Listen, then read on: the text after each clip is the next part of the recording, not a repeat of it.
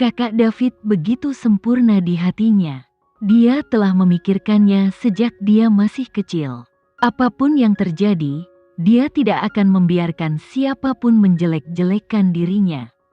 Gavin terdiam. Dia mengatakan yang sebenarnya, tapi dia terlalu memikirkannya. Faktanya, dia tidak melakukannya layak atas usaha dan pengorbanannya untuk mencarinya. Tuan Presiden, bisakah kamu membantu saya? Mungkin dia masih menyimpan sedikit harapan, dan berharap dia akan mengakui bahwa dia adalah kakaknya David. Katakan padaku, aku akan berusaha sebaik mungkin membantumu. Selain berdamai dengannya, dia bisa membantunya dalam segala hal. Putri melepaskan kalung itu dari lehernya. Dia memegangnya dengan hati-hati di telapak tangannya dan berkata, "Kamu adalah presiden negara, kamu mungkin tahu banyak hal.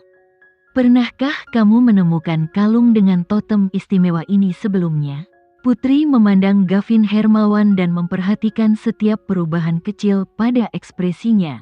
Ini adalah harapan terakhirnya. Jika dia menunjukkan kalung itu padanya dan dia menyangkalnya lagi, kemungkinan besar dia bukan kakaknya David saat itu. Gavin tidak langsung menyangkalnya, jadi ini memberi Putri sedikit harapan.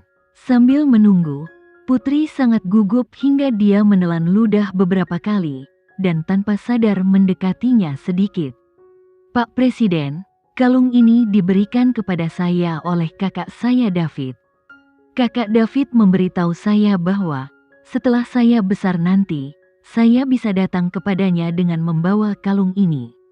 Dia mungkin ragu-ragu, tapi itu tidak masalah. Dia akan berusaha lebih keras untuk mengingatkannya tentang sesuatu yang mungkin telah dia lupakan. Dia mungkin bisa mengingat kembali hubungan khusus mereka." "Gadis bodoh, ini hanya kalung biasa.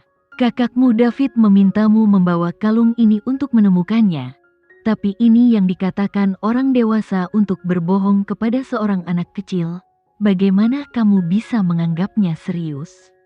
Setelah penantian yang sangat lama, Gavin akhirnya merespons. Nada suaranya sangat monoton dan dia sekarang menunjukkan ekspresi apapun, seolah-olah dia sedang membicarakan sesuatu yang tidak ada hubungannya dengan dirinya. "Orang dewasa berbohong kepada seorang anak kecil?" Putri mengambil kembali kalung itu dan memasangkannya kembali di lehernya. "Orang sepertimu tidak akan pernah mengerti apa arti sebuah janji bagi seorang anak kecil." "Mungkin, aku benar-benar tidak mengerti." Tangannya mengepal erat. Tuhan tahu seberapa besar kekuatan yang dia perlukan untuk mengucapkan kata-kata yang dia tahu akan sangat menyakitinya, tapi dia harus terlihat santai. Putri menggigit bibirnya dan berkata dengan pasti, "Mungkin sebagian orang akan berpikir bahwa anak-anak tidak mengerti apapun dan tidak dapat mengingat apapun, tetapi kakakku David bukanlah tipe orang seperti itu." Selama bertahun-tahun, Putri telah mendengar banyak tentang hal ini. Bahkan ayahnya akan menutup-nutupi masalah tersebut dengannya. Namun dia sangat yakin bahwa David tidak bercanda dengannya ketika dia membuat janji. "Gadis kecil, jangan panggil aku seperti itu." Dia berumur 18 tahun. Dia sudah dewasa. Keluarganya tidak mau memanggilnya sebagai gadis kecil, jadi bagaimana dia bisa? Apakah dia benar-benar berpikir bahwa dia adalah saudara laki-lakinya David? Putri menggigit bibirnya, berbalik dan ingin membuka pintu. Namun pintunya terkunci karena mobil masih melaju, sehingga dia tidak bisa membukanya sama sekali. Dia begitu cemas hingga dia menabrak kursi pengemudi dan berseru, "Hentikan mobilnya. Saya ingin keluar." Dia tidak ingin tinggal bersama pria ini, karena pria ini melemahkan semangat usahanya untuk menemukan kakaknya David. Jika dia tinggal lebih lama lagi, dia mungkin kehilangan kendali atas emosi yang mengalir di tubuhnya dan memukulinya dengan marah. Orang jahat, bagaimana dia bisa mengatakan itu tentang kakaknya David? "Putri, ini bukan rumahmu, dan orang-orang di sekitarmu ini bukan keluargamu. Tidak ada yang akan mentolerirmu jika kamu menimbulkan masalah." Dia meliriknya dan berkata dengan dingin, "Tentu saja, membuat ulah adalah urusanku sendiri. Itu tidak ada hubungannya denganmu, jadi kamu tidak perlu memberi toleransi padaku juga. Sekarang aku ingin keluar dari mobil. Suruh dia menghentikan mobilnya dan biarkan aku pergi." Demikian pula, Putri juga menatapnya dan menjawabnya dengan dingin. Gavin menekan tombol panggil di samping tempat duduknya. Lalu dia berbicara dengan suara yang dalam, "Hentikan mobilnya." Mendengar perintahnya, mobil itu langsung melambat dan perlahan berhenti. Putri memelototinya, membuka pintu mobil dan hendak turun. Namun, begitu ia turun dari mobil, ia melihat mobil Kenzo tak jauh di belakangnya. Jelas sekali bahwa dia tidak akan pernah membiarkannya pergi dan bersikeras untuk membawanya pulang. Dia pasti akan ditangkap oleh Kenzo setelah keluar dari mobil.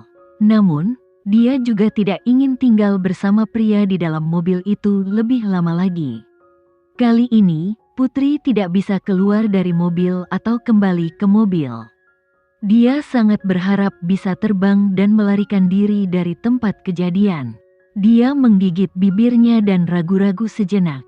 Putri memilih keluar dari mobil kali ini. Dia lebih memilih diantar pulang oleh Kenzo daripada harus menatap wajah pria ini lagi. Setelah mengambil keputusan, dia mendengar suara pria di belakangnya. "Kami berada di dekat rumah Safira. Kamu harus tinggal di rumahnya selama berada di negara A, dan kamu tidak diperbolehkan menginap di hotel." "Apakah kamu menyuruhku? Atas dasar apa? Pria ini bukan kakaknya David. Hak apa yang dia miliki untuk mengaturnya? Tapi, kalau dia tidak menginap di tempat Safira, bisa-bisa dia dibawa pergi oleh Kenzo." Tampaknya Putri tidak punya pilihan lain selain tinggal di rumah Safira. "Putri." Safira muncul entah dari mana dan bergegas memeluk Putri.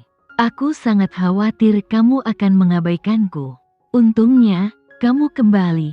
Saat dia berbicara, dia memperhatikan mobil di belakang Putri. Pintu mobil tidak ditutup, dan Presiden memandang mereka dengan mata muram. Safira tersenyum malu-malu dan berkata, "Tuan Gavin, terima kasih telah mengantar Putri pulang. Kami akan terhindar dari masalah di masa depan." Keluarga Baskara memiliki hubungan pribadi yang baik dengan keluarga Hermawan. Gavin juga menjaga hubungan dekat dengan saudara kandung keluarga Baskara secara pribadi. Sejak kecil, Safira sering bergaul dengan kakaknya dan Gavin, jadi dia secara alami memperlakukannya sebagai adik perempuan.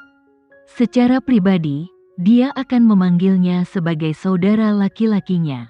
"Baiklah." Gavin mengangguk. "Kembali dulu." "Oke, kita kembali dulu." Putri mulai berlari, seolah dia takut dia akan dibawa pergi oleh serigala jahat jika dia berlari terlalu lambat.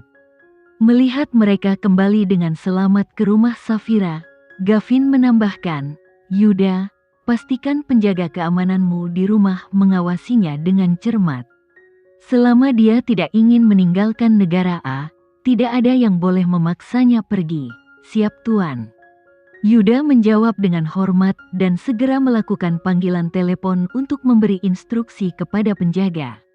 Setelah mereka memasuki rumah, Gavin lama melihat sekeliling perumahan sebelum meminta sopir untuk kembali ke kantor Presiden. Begitu dia kembali, Dimas, yang begitu cemas hingga keningnya basah oleh keringat, buru-buru menyapanya dan berbisik, "Tuan muda ketiga, ini upacara pelantikanmu hari ini. Banyak orang yang memperhatikanmu. Jika Tuan melakukan kesalahan apapun ini waktu, kamu mungkin tertangkap oleh orang lain. Maka semua usaha kita selama ini akan sia-sia." Jika dia tahu gadis kecil keluarga Sanjaya akan datang ke negara A, dia pasti akan menemukan cara untuk menghentikannya, karena anak adalah satu-satunya kelemahan presiden mereka. Selama bertahun-tahun, Untuk mendaki tangga politik, Gavin telah berusaha keras, dan dia tidak bisa membiarkan gadis kecil itu merusak apapun. Semuanya ada di sini. Gavin tahu bahwa apa yang baru saja dilakukannya tidak pantas, namun ia tidak menyesalinya. Dia berhutang terlalu banyak pada putri kecilnya, jadi mustahil baginya untuk melihat seseorang memaksanya melakukan sesuatu yang dia tidak ingin lakukan. Semua orang telah menunggu di ruang konferensi. Semua orang menunggu presidennya membicarakan urusan nasional dengan sabar. Sekian dulu ya video kali ini, kita lanjutkan lagi videonya di lain waktu. Oh iya, bagaimana menurut kalian? Semoga bisa sedikit menghibur kalian semua. Untuk teman-teman yang baru nonton, jangan lupa subscribe ya, hehehe. Dan kalau teman-teman ada yang ingin gabung langganan, bisa langsung gabung saja untuk dapat fitur yang menarik dan sedikit membantu Mimin. Terima kasih banyak sudah menonton, sampai jumpa lagi, bye bye bye.